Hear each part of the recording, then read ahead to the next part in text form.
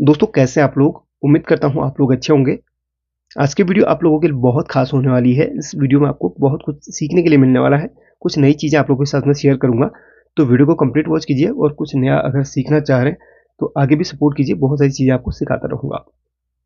सबसे पहले वीडियो शुरू करने से पहले आपको मैं डिस्क्लेमर दे दूँ। ये वीडियो सिर्फ लर्निंग पर्पस के लिए मैं आप लोगों के साथ साझा कर रहा हूँ। तो कहीं पर भी इसका मिसयूज़ मत करना। और मैं कोशिश ये करता हूँ कि मैं अपने द्वारा दी गई जो जानकारी होती हैं, वो आप लोगों तक इसलिए शेयर करता हूँ क्योंकि जो लोग सीखना चाह रहे हो उनके लिए बहुत ही अच्छा एक मौका होता है हमारे द्वारा आप लोगों को सिखाने का। मतलब हमारे द्वारा आप लोगों को वो चीज़ साझा करने का, ताकि आप लोग सीखें और रोज़ी-रोटी अपनी कमाएँ। तो कई कभी भी आपके पास कोई नॉलेज है तो हमेशा उससे दूसरों की हेल्प करें। मैं हमेशा बोलता हूँ कि यार हेल्प करनी चाहिए। तो मिसयूज़ कभी भी अपनी नॉलेज का आपको नहीं करना है। ठीक है? तो ध्यान रखना है इस चीज़ का। तो चलिए स्टार्ट करते हैं। जैसे कि आप लोग जानते हैं कि मैं जो भी व्हीकल्स होते हैं, उनमें इंस्ट्रूमेंट क्लस्टर को रिपेयर करने का काम करता हूँ या डिजिटल स्पीडोमीटर रिपेयरिंग करने का काम करता हूँ। शुरुआत में मैंने बहुत सारी वीडियो बनाकर आपको सिखाया था, लेकिन बहुत अच्छा रिस्पॉन्स तो मिला नहीं, तो वीडियो अब नहीं बनाता हूँ। ठीक है? और बीच-बीच में मैं वीडियो डालता रहता हूँ बेसिक नॉलेज के लिए। तो अगर आप सीखना चाह रहे हो तो मैं वीडियो मैंने वैसे अनलिस्टेड करी हुई हैं। तो एक कोर्स मैंने बनाया हुआ है, तो उसको मैं अगर ज़्यादा जानकारी चाहते हो तो मुझसे इंस्टाग्राम में मैसेज करके आप जानकारी ले सकते हैं।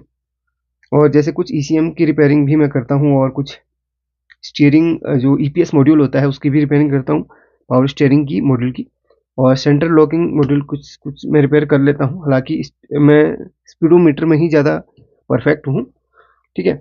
तो आज एक बेसिक जानकारी दूँगा इसके बारे में। ये जो सर्किट है वो एक गाड़ी का सेंट्रल लॉक का एक मॉड्यूल है, जिसके आप लोग जानते हैं कि एक रिमोट के द्वारा हम अपनी गाड़ी के चारों विंडो सॉरी डोर को हम लॉक अनलॉक करते हैं। तो उसके अंदर भी एक मॉड्यूल होता है। तो इस मॉड्यूल के द्वारा ही वो सारी प्रोसेस होती है।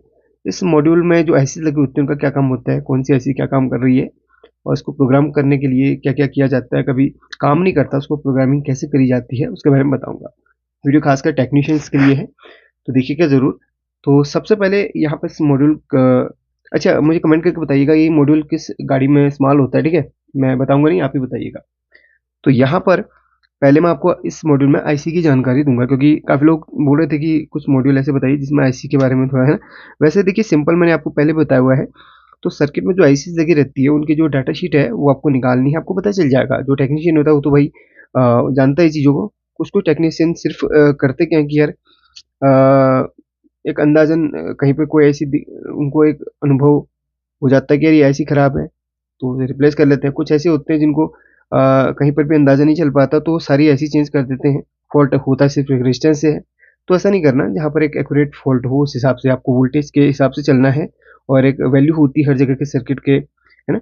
तो वैल्यू के हिसाब से आपको काम करनी है। वो तो मैं आगे वीडियो में बताऊँगा फिर कभी। सिर्फ़ आज एक बेसिक जानकारी दूँगा।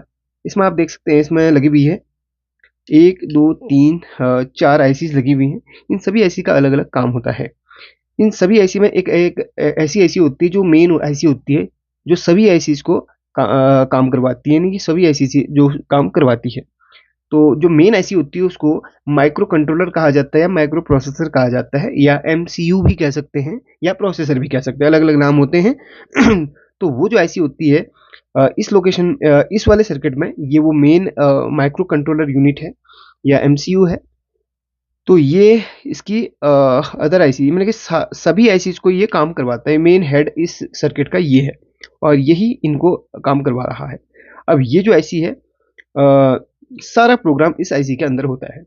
अब किसी-किसी में अगर ऐसी आईसी नहीं है तो आपको चौकोर आईसी मिलेगी, यानी कि क्वाड आईसी मिलेगी चारों तरफ लेग वाली, ठीक है? तो उस आईसी के अंदर भी प्रोग्राम होता है। और कोई-कोई सर्किट ऐसे होते हैं जिनमें एमसीयू के साथ में एक छोटा-सा ईईपीरोम इस तरीके का, ये तो नहीं है लेकिन इस तरीके का एक ईईपीरोम आईसी होता है, ठीक है? उसके अंदर सारा प्रोग्राम होता है। किसी-किसी में एमसीयू के अंदर ईईपीरोम होता है, किसी में एमसीयू के बाहर बगल में ईईपीरोम देखने को मिलता है।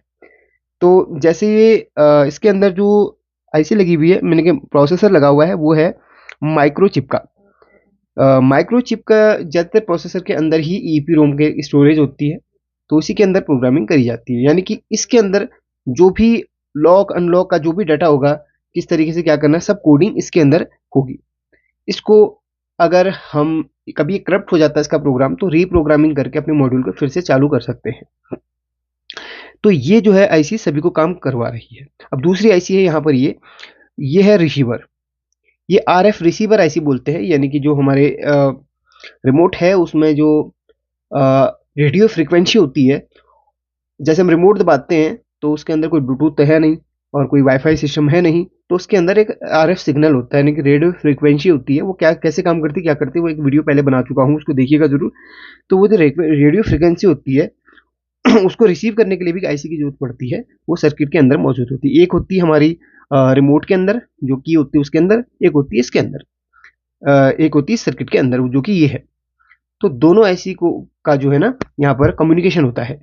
एक आपका टीएक्स, एक है आरएक्स, यानी कि एक ट्रांसफर करने का काम करेगी, एक रिसीव करने का काम करेगी। तो ये वो आईसी है। तो इसी के अंदर है ना ये रेडियो फ्रिक्वेंसी आईसी होती है, जो कि एंटीना के, इसी से जो है एंटीना यहाँ पर निकला हुआ है, इसी आईसी के थ्रू, इसी आईसी के द्वारा एंटीना को कनेक्ट किया गया है। तो ये और यही इसको सिग्नल देती है, ये जो मेन प्रोसेसर है वो इसको सिग्नल दे रहा है, ये अपने खुद से काम नहीं करता। इसको इसको क्या है ना, एक इसको जो है गाइडेंस की जरूरत पड़ती है, जो इसको ये दे रहा है एमसीयू, और यही इसको कंट्रोल कर रहा है, यही इसको कंट्रोल कर रहा है। अब ये जो आईसी है वो आपकी एक मोटर ड्राइवर आईसी है। इसे स्टेपर मोटर ड्राइवर ऐसे भी कहते हैं, तो या रिले ड्राइवर भी कहते हैं। तो इसका काम इन रिलेज को ड्राइव करना रहता है। ये दोनों रिले होती है सर्किट में, इन सर्किट में ज़्यादातर ऐसी ही रिले देखने के लिए मिलते हैं। हमारे अगर नॉर्मल इलेक्ट्रॉनिक्स की बात करें उसकी रिले अलग होती है, इसमें काम सभी रिले का एक ही होता है। तो ये रिले को और यहीं से इसको सिग्नल मिलता है, तब जाके ये रिले को ऑपरेट करवाती है। तो इसको स्टेपर मोटर ड्राइवर ऐसी, इसको इसका नाम जो है, इसका नंबर ULN 2003 है, जो कि एक पॉपुलर आईसी है। आपको कहीं भी मार्केट में, इलेक्ट्रॉनिक शॉप में कहीं भी मिल जाएगा। अगर रिले वर्किंग में नहीं है, रिले आपकी बिल्कुल ओके है, आपको लगता है कि यार इस आईसी से सिग्नल रिले तक नहीं पहुंच रहा है, तो आप यहाँ पर इस आईसी को चेंज कर सकते हैं। ये बहुत ही जो है बहुत ही एक, आप कह सकते हैं कि कहीं पर भी इलेक्ट्रॉनिक की दुकान में ये आईसी मिल जाएगी आपको। इसकी कीमत 20, 25, 30 रुपया होती लगभग, है ना।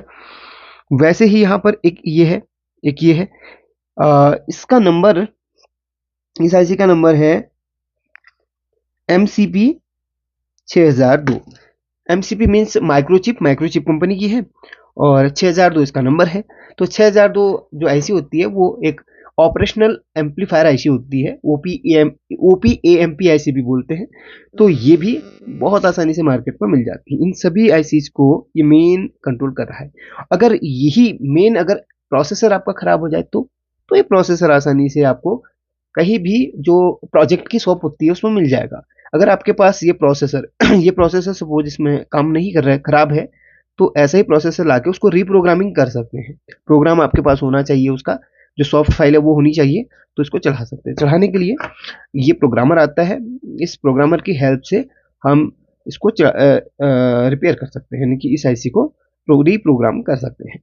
तो ये प्रोग्रामर कैसे काम, अच्छा ये चीज़ मैं क्लियर कर दूं, तो ये जो माइक्रोचिप के जो MCU होते हैं, माइक्रोचिप कंपनी के जो MCU होते हैं, उनको प्रोग्राम करने के लिए पिकिट, PCKit, यानी कि अलग अलग ऐसे ही प्रोग्रामर आते हैं। तो पिकिट जिसको बोलते हैं पिक, क्योंकि ये जो MCU होते हैं पिक सीरीज के होते हैं, पिक 16F193 है। इसमें देखिए जो MCU इसमें लगा हुआ है, मैं जरा उसका आपको नंबर दिखा देता हूँ, इस चीज़ को समझिए। देखिए जो ये MCU लगा हुआ है इसमें, वो ये है, ये इस नंबर का MCU है, पिक 16F913, सॉरी 913 है ये।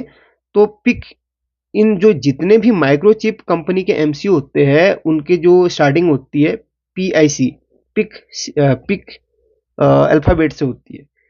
तो जो जितने भी पिक वाले MCU होते हैं उनको प्रोग्राम करने के लिए पिक किट या पिक इट, ये प्रोग्रामर्स की जरूरत पड़ती है।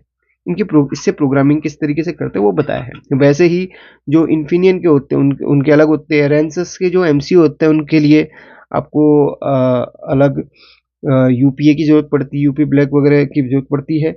वैसे ही जैसे मोटरोला के MCU होते हैं, और अलग अलग कंपनी के जैसे MCU होते हैं, उनको प्रोग्राम करने के लिए अलग अलग प्रोग्रामर्स की जरूरत पड़ती है। तो इसके लिए इसकी जरूरत पड़ती है। अगर आप बोलोगे तो वो भी मैं आपको सिखा दूंगा किस तरीके से। वैसे वीडियो बनाई है पहले, वो किसी इन्वर्टर के सर्किट में बताई थी। इन्वर्टर में भी पिक सीरीज के ही एमसीयू होते हैं, उसकी प्रोग्राम में उन्हें बताई है। ठीक है, तो यहाँ पर ये चीज़ें बता दी। बाकी तो ये छोटे छोटे कंपोनेंट्स तो आपको पता ही होंगे, ये सारे कंपोनेंट्स आपको पता ही होंगे। ये छोटे रेजिस्टेंस हैं, ये कैपेसिटर्स है, ये आपके ट्रांजिस्टर है, ये रेगुलेटर भी हो सकता है क्योंकि इस फॉर्म में रेगुलेटर भी होता है। ठीक है, और ये आपके डायोड्स हैं, ये ट्रांजिस्टर्स हैं, और ये भी ट्रांजिस्टर है, और ये आपका क्रिस्टल है। सर्किट में क्रिस्टल जहाँ पे होता है ना, ये ऐसे कैपेसिटर्स भी होते हैं, क्रिस्टल भी होते हैं, तो 3 लेग के जो होते हैं वो क्रिस्टल होते हैं। ये क्रिस्टल है। एक ऑसिलेटर होता है, एक आपका आरटीसी होता है।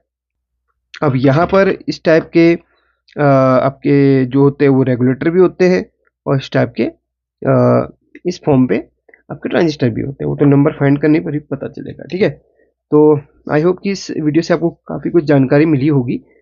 तो इसको शेयर कीजिएगा, और मैं आपको, अगर आप कमेंट करेंगे तो अपनी बहुत सारी जानकारी आपके साथ में साझा करूँगा, जिससे आपको काफ़ी कुछ सीखने के लिए मिलेगा। Thank you.